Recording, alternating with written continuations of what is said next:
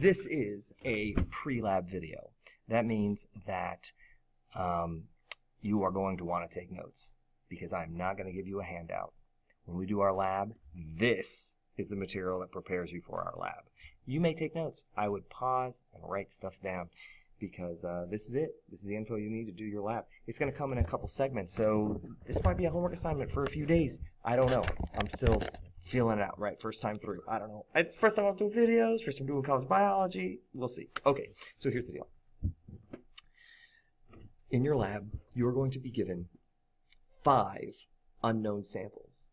These samples will each have a different carbohydrate dissolved into them.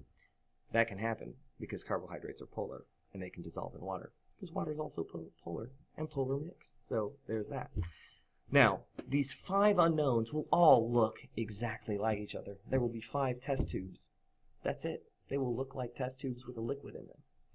We're going to do a series of tests to determine what those are. And this first video, and I don't know how many it's going to be, but this first video we will start talking about what the 5 possible carbohydrates are. So we're going to talk about carbohydrates and specific carbohydrates and their qualities and characteristics. So you will want to know or have at least be able to reference this information while you are doing your lab. So here we go. What does that information look like? Well, before you have 2 carbohydrates. These are both monosaccharides. We are looking at fructose on this side, and we are looking at glucose on this side. So what do they have in common? Well, they are both monosaccharides. We are looking at them in their linear form. They are both 6-carbon sugars, and they are both what we call reducing sugars. What that means is that they will give away electrons. These are sugars that will give away electrons. So they get the title reducing. We can work on, I don't know if we're going to do reduction oxidation later, but since we don't need it now, just know that that's the category that they are. They are reducing sugars. They are monosaccharides. Now, there is something that separates them, and that is this double bond to oxygen. As you see, there's 2 different orientations for this double bond to oxygen, and that divides fructose from glucose. Fructose is a ketose. What that means is the carbon that is double bound to oxygen is also bound to 2 carbons. So it's an internal carbon. A ketose is a carbon, an internal carbon that is double bound to oxygen. That's fructose. Glucose is an aldose. It is when the carbon has its double bond to oxygen, it is at the end of the chain. There aren't any other carbons out here, so we just have a hydrogen. So if you have a carbon with a hydrogen double bound to oxygen, that is an aldose. So these are our first 2 carbohydrates. They are monosaccharides. They are linear, although they can isomerize. They are both reducing sugars, and glucose over here is an aldose, and fructose is a ketose.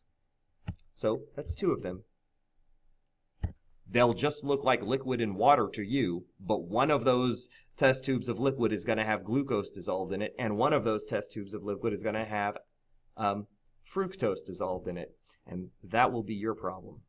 And I'll show you the tests later, but we'll go on to other possibilities. One of the solutions that you have, the mystery solutions, will have lactose dissolved in it. Lactose is a disaccharide, so we've got 2 linked rings, one of the lactose and one of glucose, a disaccharide, and it is also a reducing sugar. Lactose will give away electrons.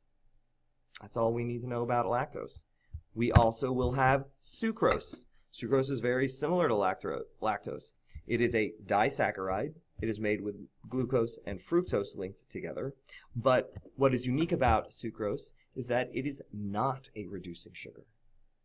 Sucrose is not a reducing sugar. Unlike the previous 3, it's not a reducing sugar. And finally, we have starch. It is a long chain of molecules, of glucose molecules, and that's it. It's starch. It's a polysaccharide.